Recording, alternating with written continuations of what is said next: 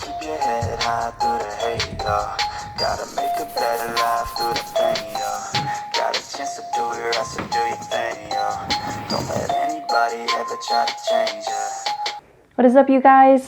It's Brianna, aka Simon Slays, and today I'm going to show you how I first learned how to drop in on roller skates. So whether you clicked on this video because you want to learn how to pivot drop in, because you want to learn how to drop in for the first time, or you just want a different way to drop in than the way you do, or you're looking to find out how to teach a friend how to do this video is going to be so helpful for you. I'm going to cover everything. We're going to get right into the video today, and I'm going to start it off with what is a drop in. So drop in is basically a way to get momentum and speed. It's when you are on the deck and you want to go down the transition. How do you get from the deck to the transition? There's many different ways to drop in. I'm going to show you one way that I learned. It's a great way to get over the coping, and you can actually, in this type of drop in, use the coping and step on it as a part of dropping in. And I'm going to show you today the way that I learned how to drop in on roller skates, which is a pivot drop in. So what's a pivot drop in? Basically, it's very similar to a step drop in where you are on the deck and you're stepping over the coping, but there's one more step. I feel like this is a very secure way to drop in on roller skates, and kind of what I like about it is that you have a lot more control and you're really just shifting your balance as you're stepping. So it's a little less scary than just jumping in all at once. So hopefully that makes a little sense. Let's get right into the tutorial, and I'm going to show you step by step how to pivot drop in on roller skates at the skate park.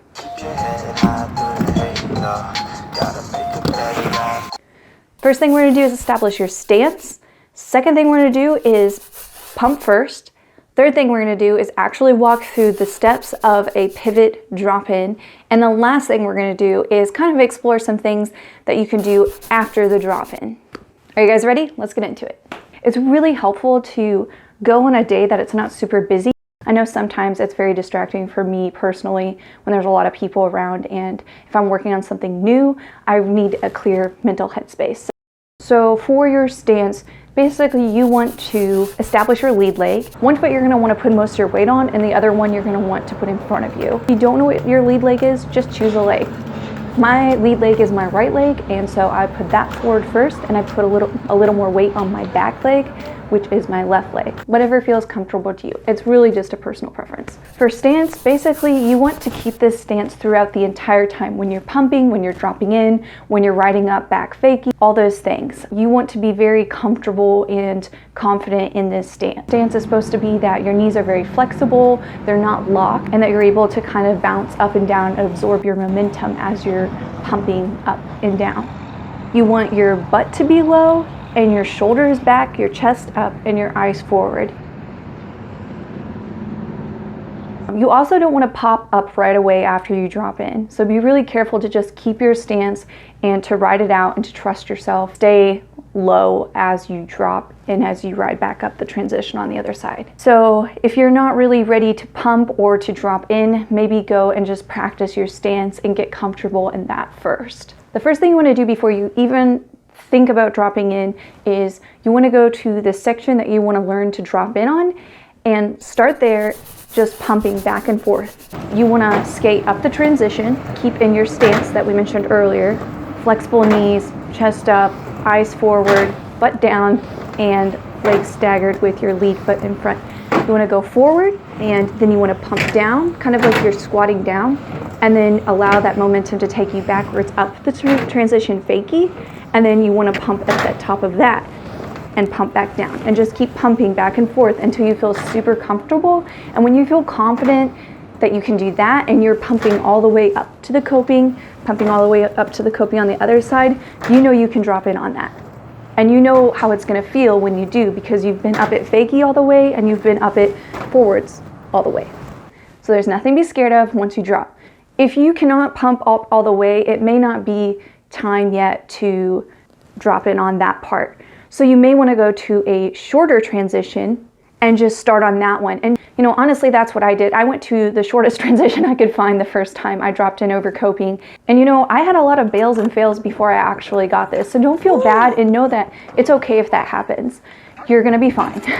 But a good way to test if you're ready for that specific thing that you're dropping in on is to get in there and pump. So you can go to a smaller transition, skate up to the deck, and then practice the steps that I'm going to show you. And once you've done that and you feel comfortable with that, you can go to the next size up transition, you know, a little bigger one, pump that one, get used to that one, get comfy, and then get up on the deck there and try the same steps.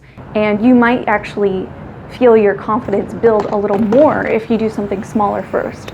I found that's what worked for me. I started off on like a 2-foot transition and dropped in on it, and then I went over to the 4-foot mini ramp and dropped in on that next. It was a really huge confidence booster, and that may work for you. It can be a mental block to try and drop in, which is why I want to show you all the ways that you can set yourself up for success, know that you're ready to do this, and that you can trust and believe in yourself as a roller skater, that you are able to drop in.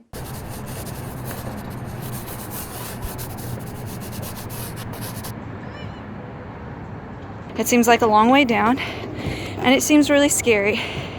Standing here, taking that first step, and you know, you're probably annoyed hearing it if you've ever gotten advice about drop-ins, but the main thing is to commit 100%. So you really don't want to think about that first step here as much as where you want to go, and thinking, I want to go to the other side, and I know that I pumped this, so I know I'm confident.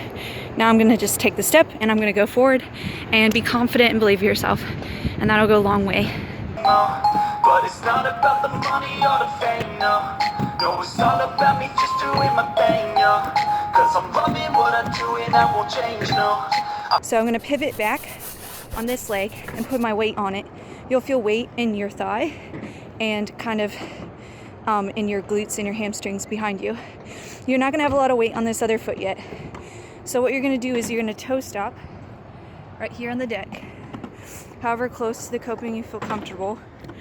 Then you're going to step on the coping with this foot. You don't have to have blocks, it does help. So you're going to step on the coping, and then you're shifting your weight, and you have to do this pretty quickly. Don't do it slowly. So step, step, step. When you put this foot on the coping, you should be ready to immediately shift your weight from this in between and then forward. So let's do the step. Pivot, weight on my back foot. Second step, step forward, lean forward.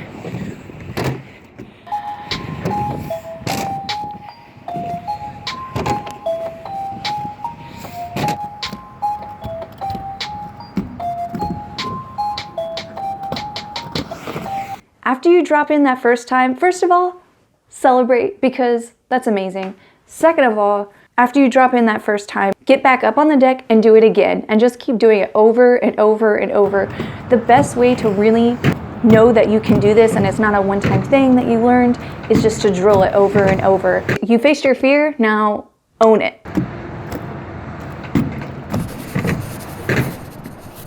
So the purpose of drop-ins is to use that speed and momentum that drop gives you to do tricks, stall, carve. Not about the money or the fame, no.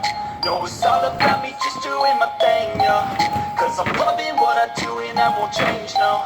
I feel blessed I can do this every day, yo.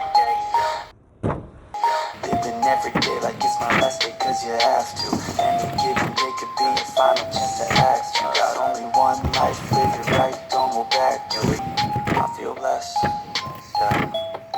yeah, I feel. That speed and momentum is something that you want. I hope that this explained everything thoroughly, and if you have any more questions, don't be shy, leave a comment below. I read all of those and I'm happy to help out. By the way, if we haven't met, my name is Brianna. I go by my skate name, Insoles. Here on my channel, I create basically resources for you as a roller skater. So you can check out all the other videos on my channel. If you want to see future videos, go ahead and subscribe. And if you tap that bell icon next to it, the little gray one, you'll get notified when I actually upload my next video. Got a lot of great content coming for you. Hope to see you again. Just remember that this is all for fun. Be patient with yourself and kind to yourself, because we all progress at different rates and this is your own journey as a skater. So don't be hard on yourself and enjoy that process. You're gonna progress, you're gonna do great, and I'm gonna be here as a resource, offering my tips and trips along the way. Thank you for watching for today's video. If you find it helpful at all, please give it a like and let me know. That really means a lot and I appreciate it. See you guys next time. Bye. No, it's all about me just doing my thing, yo. Cause I'm loving what I do and I won't change, no.